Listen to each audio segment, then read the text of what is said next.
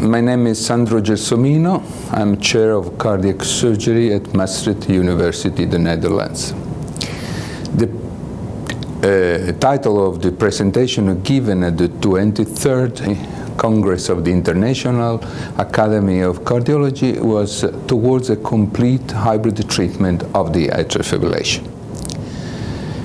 The hybrid treatment consists of a thoracoscopic ablation performed by a surgeon, followed by a catheter ablation performed by the electrophysiologist. It should theoretically combine the advantages of both techniques.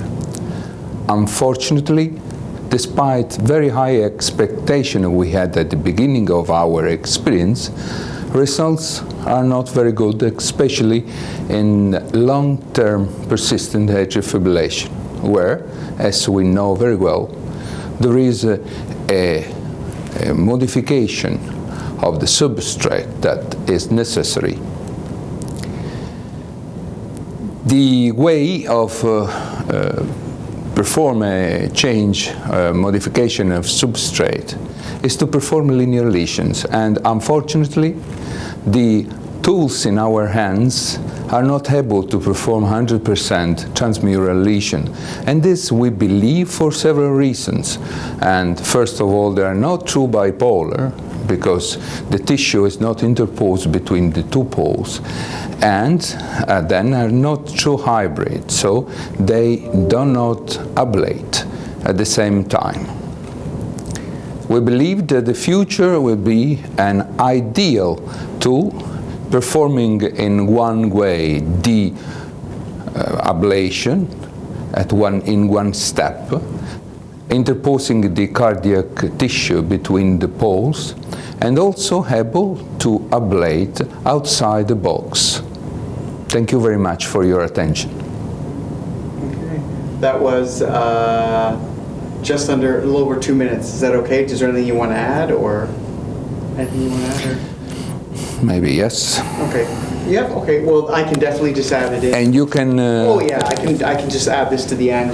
So yeah, is there any additional information you'd like to add on your research? Yeah. And another way of, okay, starting from the beginning, okay, one way of performing, one way of getting substrate modification is the CAFI ablation or the rotor ablation.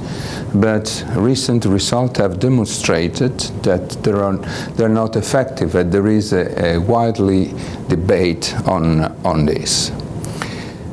We know that to perform the linear ablation can be very tricky, and for several reasons. From the point of view of the cardiologist, the linear lesions can be difficult to perform because of the thick tissue, because of not planar tissue, and because of the presence of important anatomical structure like coronary sinus and coronary circumflex artery that can be damaged. And from the point of view of the surgeon, the fat can hamper a complete transmural lesion.